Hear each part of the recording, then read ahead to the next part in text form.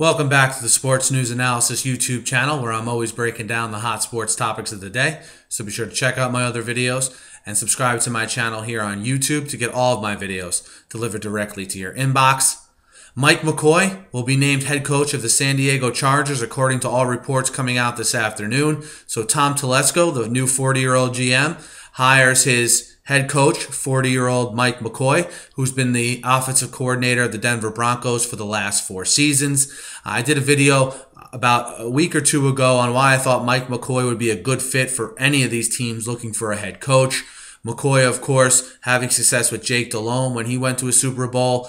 He was his quarterback's coach with the Panthers. And in his 4 seasons with the Broncos, his quarterback position was in a state of flux, and he had success and successfully developed offenses around Kyle Orton, Tim Tebow, and Peyton Manning. I mean, those first two, Orton and Tebow, what have they done in the league before Mike McCoy? And what did they do in the league after Mike McCoy? Not much. So I like the hire of McCoy. I like this young tandem they have. GM, head coach. I look for McCoy to get in there and clean up the offensive side of the ball. What do I mean by that? I mean develop a scheme that keeps Phillip Rivers upright. I think the root of a lot of the Chargers' problems on offense, in which they were dreadful this year, I think the root of a lot of their problems is the offensive line. It is plain to see if you watch them play. I think once they solve the protection issues, get better personnel up front, I think the turnovers from Phillip Rivers will come down, and I think this team will be markedly better. I think their defense has players they can build around. They do have some cap flexibility here heading into next season.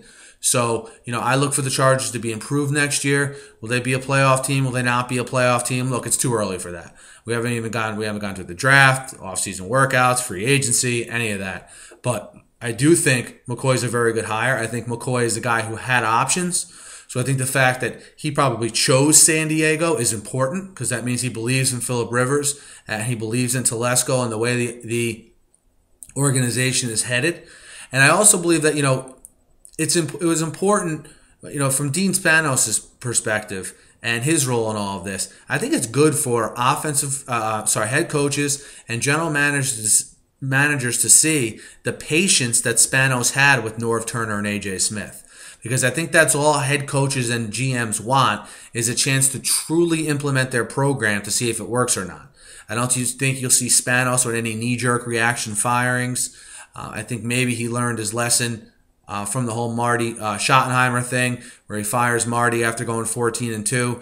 He was very patient with Norv and A.J. Smith, and I think if he's patient with these two guys, I think he'll see results, and I think he could see sustained results based on the fact that I think Phillip Rivers has gone through some tough times the last year or two, but I still think it's in him to be a Pro Bowl quarterback. He's a 4-time Pro Bowl quarterback, and I think this McCoy move will resurge his career here.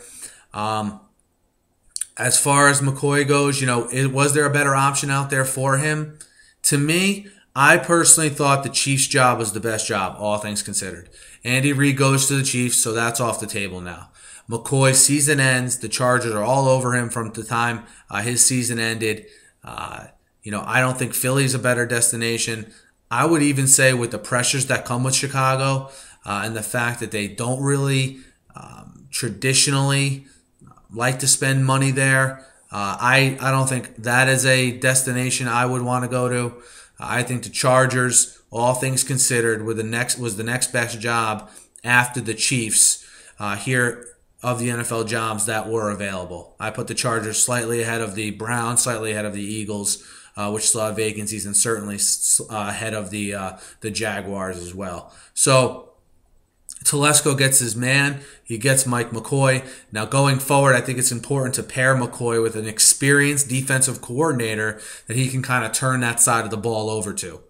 Much like Telesco has a Colts pedigree, much like the Colts hire Pagano, defensive-minded coach, and they make sure they get a solid offensive coordinator in Arians. The opposite needs to take place, I feel, with the Chargers. Solid offensive mind as a head coach. Let's get an experienced defensive coordinator in here to kind of turn over the reins to. Reach out to Lovie Smith. That's who my first phone call would be to. Let him say yes or no. He says no, then you move on to the next name. but get an experienced defensive guy in here, and I think with McCoy and Rivers, they can get this thing going. And, probably, and I don't think it's inconceivable considering how bad their division is, be a second-place team in that AFC West, and who knows?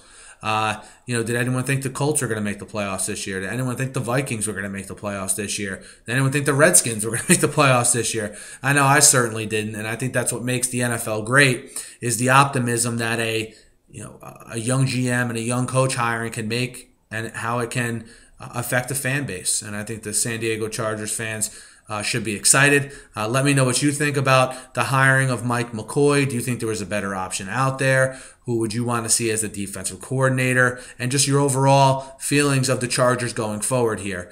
Hit me up on the YouTube comments. Hit me up always on Twitter as well, at SNewsAnalysis. And guys, if you subscribe to my page here on YouTube, you get all my videos delivered directly to your inbox. It's that simple.